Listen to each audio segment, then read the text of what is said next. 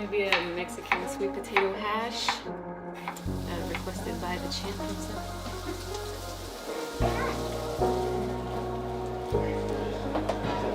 And Jay, when you gonna come down with a Versace roll on?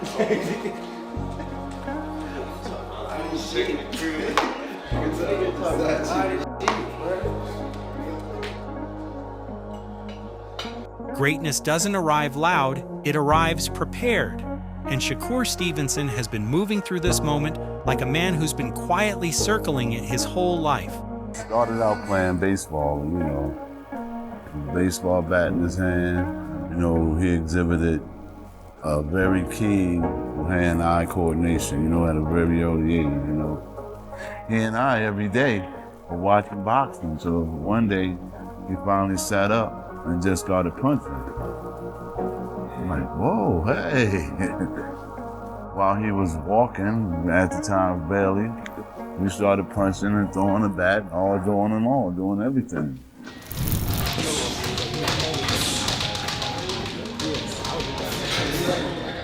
Yeah, that one right to that too.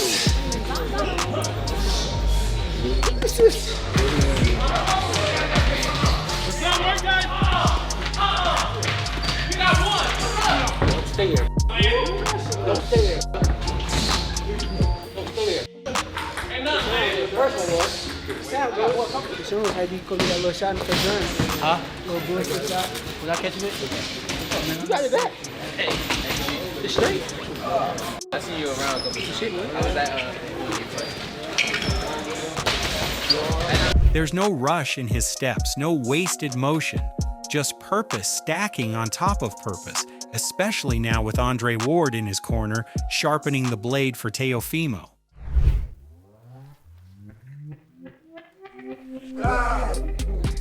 Yo.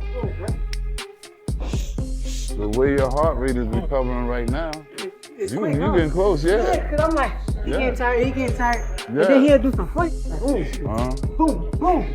Like, okay. I gotta rest up, take some wind. Yeah. I saw him catching some of that too. Is what you really gotta watch out for. I like the little, but the lead hand is like sneaky. I love. It's down here, so you get caught like looking at it and waiting for it to come, and then something. I like how he stay long and keep that angle. Yeah, he keep the angle. Keep his head off the Position, fucking man, line. just in case. Especially with somebody fast like him with timing. You can't be out of position. You got that. Yeah. He's strong as hell. He picked me up in there. It was fun though. Just to be in the ring with him, share the ring with him, test his IQ out a little bit, see some of the moves he's doing, and I'm gonna go take with me when I go fight. So I appreciate Drake. That alone tells you how serious this is, because Ward doesn't babysit potential, he fine-tunes fighters.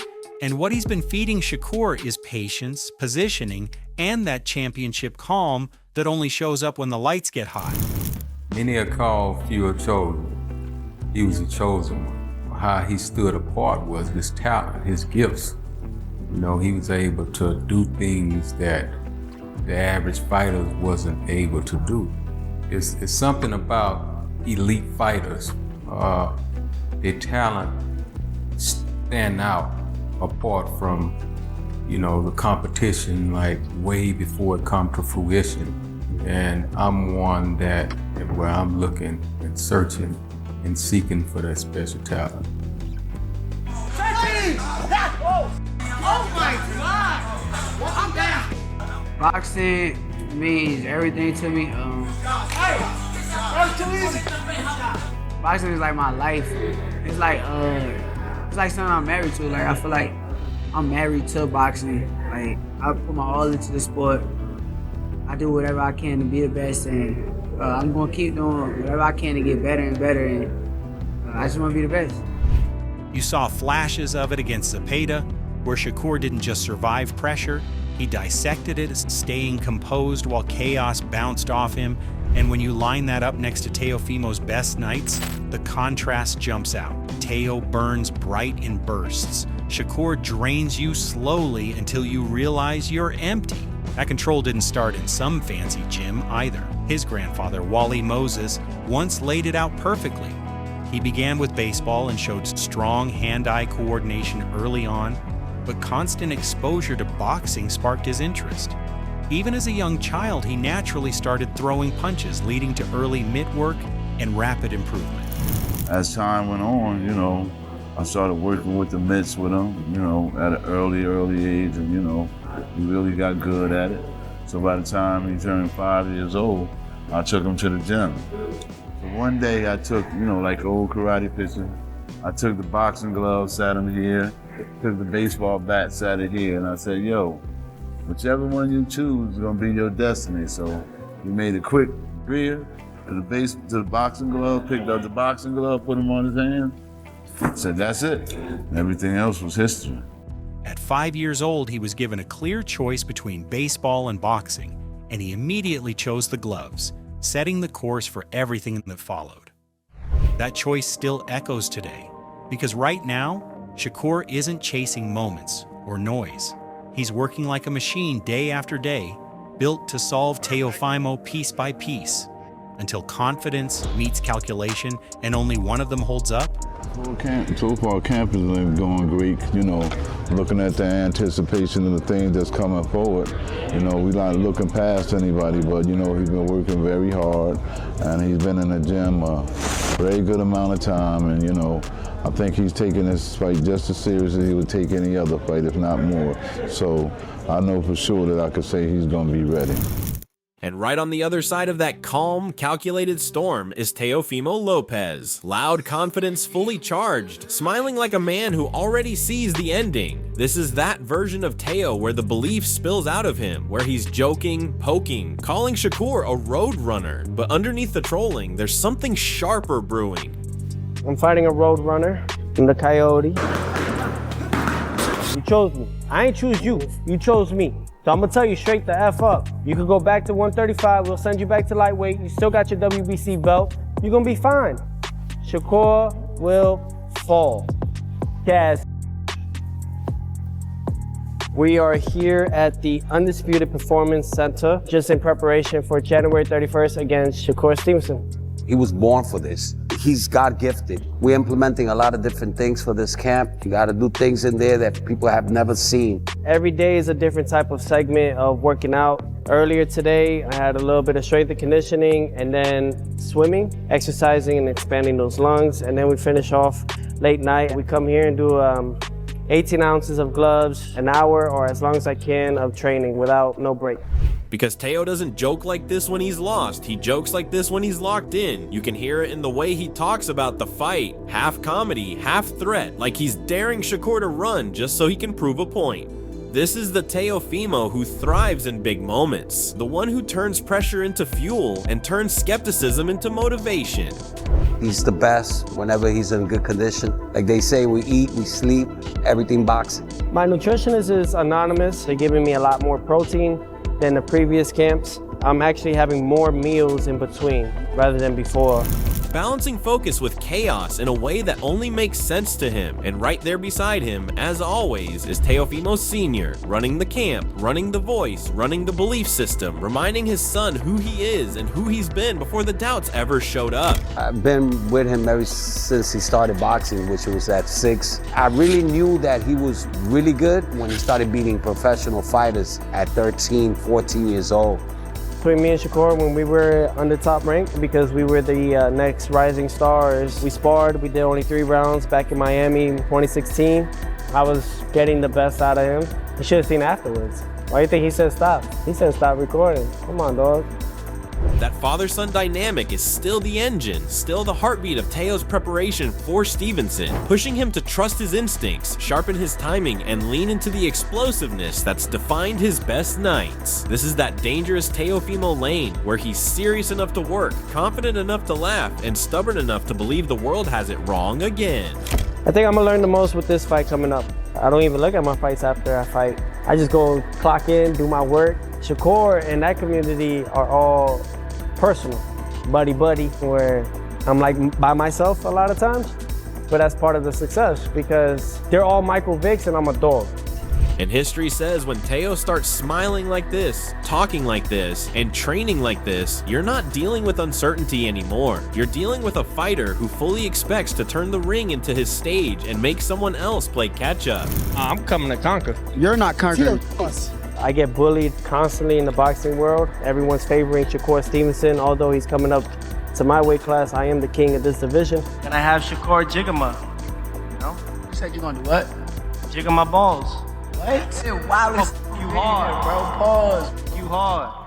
So that's why we got to keep beating these guys. Beating Shakur, this is part of it to get to that next level. I pretty much have had almost everything thrown at me, and I look forward to see what will be thrown at me come January 31st. And right after Teofimo finished painting himself as the Chaos Agent who wants to drag this fight into deep, uncomfortable water, Oscar Valdez steps in, sounding like the guy who's actually been trapped in that maze and knows where the walls move. Valdez didn't come in with hype, he came in with scars, and when he says the key with Shakur is not getting greedy, I felt that in my bones, because greed is exactly how Shakur turns elite fighters into frustrated shadow boxers. Valdez kept circling back to patience, not letting Shakur pull you into his rhythm, and that's the part people underestimate, because Shakur doesn't force you to fight his game. He removes every other option until you're stuck choosing it. If you're gonna set the tone with someone with Shakur, you better have a game plan, because the guy he's gonna be patient. He's not gonna get off his game plan to fall into your trap. So if I'm Teofimo Lopez' coach, I would tell him not to lose focus, not to get frustrated inside the ring. Stick to your game plan, whatever game plan it is. If it's A, B, C, whatever it is, stick to it and go for it. When Valdez talks about how Shakur just rocks back, touches you again, then waits for you to load up so he can do it cleaner. That's not commentary, that's trauma analysis. And I loved how Oscar admitted his own mistake, saying frustration crept in because he grew up on that Morales era mindset. Heart first, action now, while Shakur is in there playing chess with a smile, fishing for reactions like it's a hobby. Valdez straight up said Shakur isn't there to entertain you, he's there to win. And that lines up perfectly with why this fight scares people, because Teofimo lives for moments and Shakur lives for minutes. But someone like Shakur Stevenson, like I said, it's easier said than done with a fighter like that, because it's not like he's too back from you. He's just right there in your face, and once you throw, he just rocks back a little bit and touches you. Then it becomes very frustrating. Then when you start loading up, then he does it again. He starts loading up at his shots, but just outboxing you. So I would just say, it's like I said, it's a tough one for me to pick who will come out victorious. That's why I go with the 50-50 fight. But here's where Oscar made it spicy. He didn't rule Teo out at all. He said pressure can work, but only intelligent pressure, not pitbull style kamikaze stuff, more like calculated suffocation, waiting for one clean opening and making it matter. And when Valdez calls this a true 50-50, that's not fence sitting, that's respect for Teofimo's ceiling, because Oscar reminded us Teo rises when the competition rises, even if he looks shaky in between. The way Valdez framed it, Shakur is the puzzle, but Teofimo might be the only guy strong and athletic enough to flip the table instead of solving it, and that's why this fight feels less like prediction and more like risk assessment. I know you tried to do it, and Shakur's undefeated at this point, but like, how do you beat a Shakur Stevenson? I think how you beat a Shakur Stevenson, if I can go back and you do something, try. And I say this try because, like I said, you just said it done, but try to put the pressure like Cameron Zepeda did, and just wait for your shot to land good, and make that damage where he has no option. And right after Valdez framed this whole thing like a psychological endurance test more than a fist fight, Augie Sanchez walks in with the rarest credential in boxing debates. I've literally been in the ring with both of them. That immediately changes the temperature. Augie didn't talk like a fan guessing outcomes, he talked like a coach remembering moments. And when he said Shakur never believed he had power until he actually dropped someone and looked shocked by his own hands, that tells you everything about how dangerous Shakur really is. Augie pointed out that Shakur doesn't waste punches, and I love that detail because that's the kind of fighter who doesn't beat you loud, he beats you efficiently, like your phone battery dying faster than expected. He made it clear Shakur isn't Floyd 2.0, he's more stationary, more comfortable staying right in front of you, popping shots, rolling just enough to make you miss, and then touching you back like a receipt. I think Teo's his angles. I think his angles are gonna be a factor, because he likes to use those angles. He's not one dimensional. He likes to use those angles, and I think that's gonna kind of be a factor in the fight of, for Shakur, because Shakur's kind of staying in one spot, and so Teofimo can be utilizing those angles to use, so to his advantage, and so I think Teofimo, I think that's gonna be a big factor, for him, is his angles and his speed and his power. He can crack too. So. And then Augie flips the lens and reminds us he worked with Teofimo too. Same Olympic camp, same Colorado Springs grind, same sparring rounds where everybody knew Teo had speed, power, angles, and that explosive athleticism you can't teach. What stood out is Augie stressing Teo's angles, not just his power, because that's where this fight lives or dies. He basically said Teo isn't one-dimensional, and if he can use those angles to disrupt Shakur's timing, that's where things get interesting. But then Augie circles right back to reality, saying Shakur's timing and counters are elite, and that if you give him time, he'll find you. The wild part is hearing Augie talk about how close they all were back then, chilling together, sparring endlessly, and now here they are fighting for legacy and real money, which makes this feel less like beef and more like unfinished business. Augie didn't pick a side, and that's the loudest statement of all. When a coach who's seen both up close says let the best man win, what he's really saying is this is a technical knife fight where one mistake decides everything. For Teofimo, so he can put his counter to work, and see his openings, and maybe capitalize off of. I don't know if he'll knock him out or stop. I don't know if he has the power to actually stop to stop Teofimo. But I think he has the power to get the respect of him. But it's gonna be a good fight. It's gonna be a technical fight. Do you give the edge to either guy just by the slightest, or having known them, you're not trying to pick a? I'm not trying. Let the best man win. Yeah, just let the best man win. Yeah, just let this guy win. And right after Augie Sanchez gave us that rare I've been in the ring with both perspective, Regis Prograis comes in like the friend who stops the room and says, nah, let's talk about what really breaks fighters.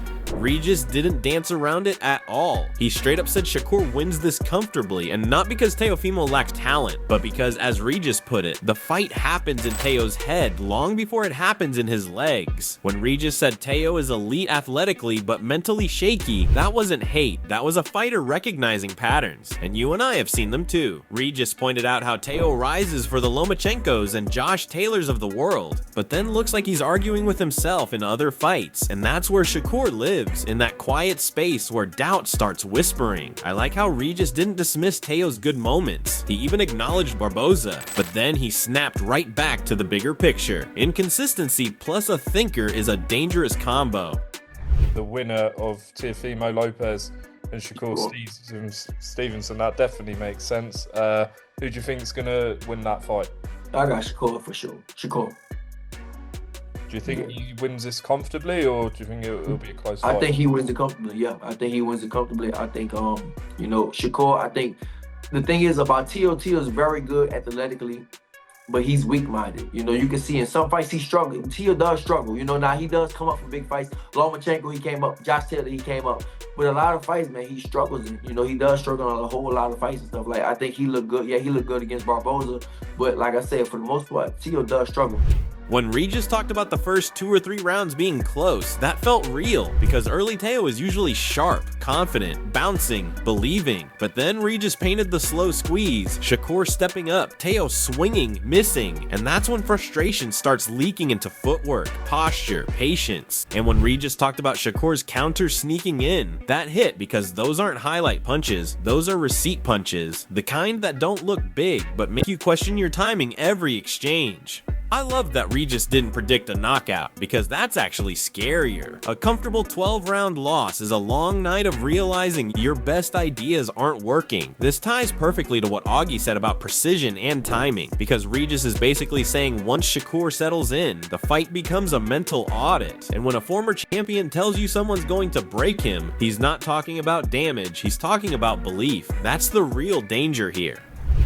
And I think he struggles mentally with a lot of things. But I think with Shakur, I think Shakur's gonna break him. I think maybe the first two or three rounds, it might be a close fight. You know, it might be close. It might be 2-1 or something like that. But then after that, I feel like you know, Shakur is probably gonna start stepping up, and Teo's gonna try to hit him, and it's not gonna work. And then Shakur might start. The thing about Shakur is a very good, a real good counterpuncher, really sharp.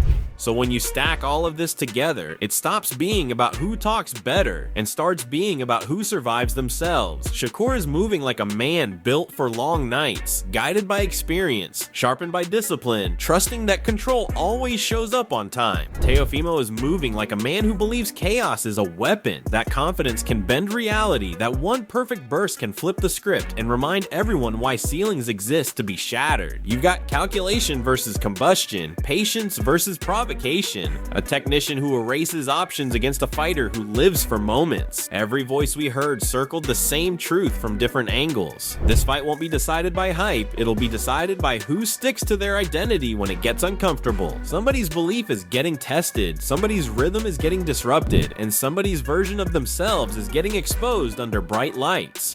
The thing about Shakur is a very good, a real good counterpuncher, really sharp, real sharp with the counterpunch. He sneaks those punches in, you know, and that's the ones that hurt the most when he just sneaking them in when you're not supposed to hit him. So I definitely feel like, yeah, I feel like Shakur is gonna beat him comfortably. Not knockout, but comfortable 12 rounds for sure. Drop your thoughts in the comments and let's really debate this one. And yo, don't ever forget to like, share, and subscribe to Boxing Headquarters. See you in the next one.